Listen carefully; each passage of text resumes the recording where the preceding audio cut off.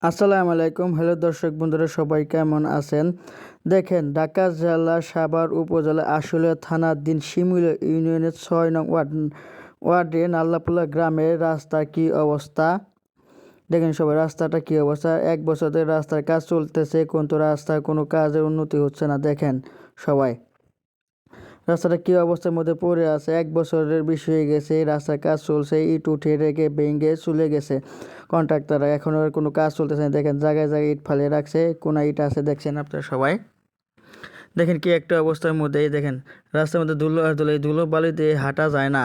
কি একটা অবস্থা, রাস্তার মধ্যে গর্ত হয়ে গেছে জায়গায় জায়গায়, কোনো কিছু দিক দিয়ে চলতে পারে না, গাড়ি ঘোড়া কিছু চলতে পারে না। এই দেখেন রাস্তার মধ্যে কি বড় বড় গর্ত হয়ে গেছে। দেখেন কি একটা অবস্থা, খুব খারাপ অবস্থার মধ্যে আছে আমরা। দেখেন আমাদের এই গ্রামটা, রাস্তাঘাট কী একটা অবস্থা, খুব বাজে অবস্থার মধ্যে দিয়ে আমরা যাচ্ছি।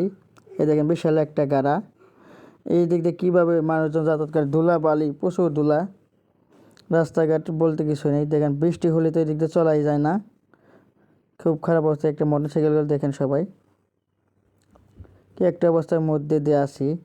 এই যে দেখেন বিশাল বড় একটা গর্ত হয়ে গেছে রাস্তার মধ্যে,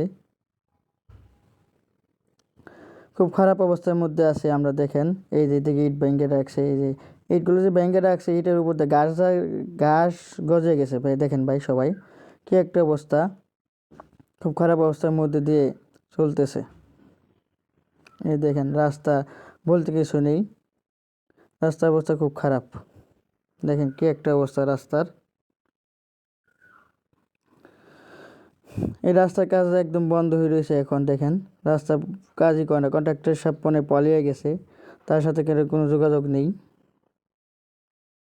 এই দেখেন রাস্তার খোয়ার উপর দিয়ে ঘাস গজে গেছে, কি একটা খারাপ অবস্থা।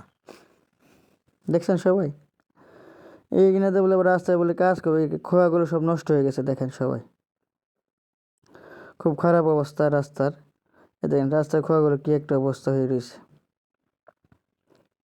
এইদিকে দেখেন রাস্তা, কোনো কাজ কাম নাই, একদম খুব খারাপ অবস্থা মধ্যে চলতেছে।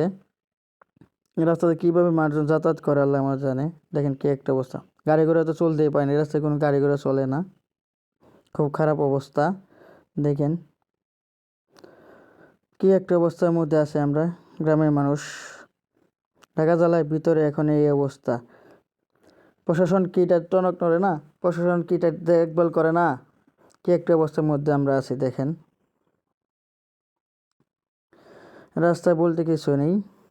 এসে গেলে আমরা তরুণ প্রগতির সঙ্গে ক্লাবের সঙ্গে রয়ে। দেখেন রাস্তার পাশে রাজমিস্ত্রির কাজ করতেছে। খুদা হাফেজ, বাই বাই, আল্লাহ হাফেজ। সবাই ভালো থাকবেন। সবাই দৃষ্টি আকর্ষণ করছে এই রাস্তার যেন দ্রুত কাজ হয় এই প্রসঙ্গে।